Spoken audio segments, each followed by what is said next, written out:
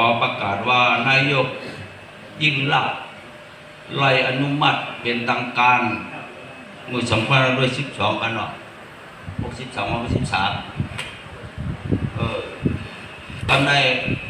หลังจากนั้นยาวในโควิดทำมาเก้า3 ปีทำในเหตุให้ชุ่มขาดเหตุผลดีกว่าถึงอะไรกุฏิกำในร้อยละ70ในพี่น้องไต้หวันมาในมันเปลี่ยนโอกาสโควิดก็หายแล้วก็มาถึงบางกันว่าสมควรดีเหตุประชุมก่อนเขาพรรษาในอะไรเป็นบางเมื่อไหร่พี่น้องเขามีกุฏิอันเป็นไต้หวันนั้นมีกันเลยนี่ก็การหากันใครมีจำจับต้องเหลือเมืองเหลือนี่ก็หากันใครเอาพาจุ่มตุ่มก่อกัน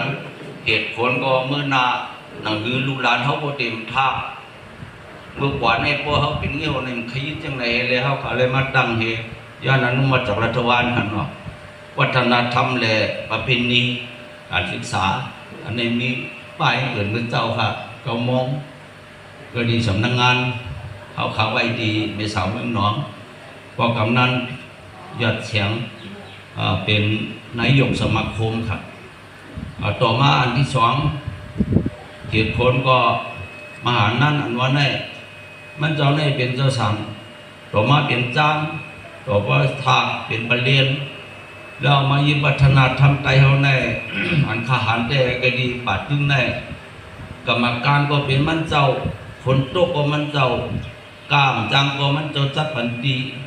กรรมการฝ่ายศึกษาก็น้ำยาเพิ่มฮอดอันนั้นในคาเลยหันก็เพิ่งสามารถดีเหือเพราะนั้นการจ้องป่าเอาเลยครับก็วางมันเอาไม้พั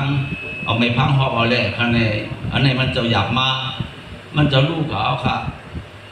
ว่ามันลูกหายตายกายเขาตีเป็นช่องว่างมันก็ไม่ไรนายกสมาคมเขาตีมีเขาห้ามหลวงประธานไผ่การศึกษาไผ่วัฒนธรรมไผ่ศึกษาได้มีเสียงเขาหน้าใจเตียงเขามีอยู่ก็เป็นนั่นแหละเมื่อได้เขาขาดเสนอสลากุมามันเจ้านี่ก็หลอกขอบผู้จักชินจักทำการงานวัฒนธรรมในมันมีอยู่ก่อนออกพรรษาในเหลือชิดอย่าเลยประชุมกันเฮ็ดในคันนี้ก็ไม่ย่องเหลอปล่อยหลวงในตกที่1ตกปล่อยหลวงที่2ในไอเมืองผังอันนี้ในแต่เลยออกดีในเป็นเหตุผลย่อออกป้อเหลือน5ในแต่เลยประชุมก่อนสงกรานต์ตีกันโตโหวัดเมื่อก่อนเขากันโตจ้องโตมาหูผายมาเมสาว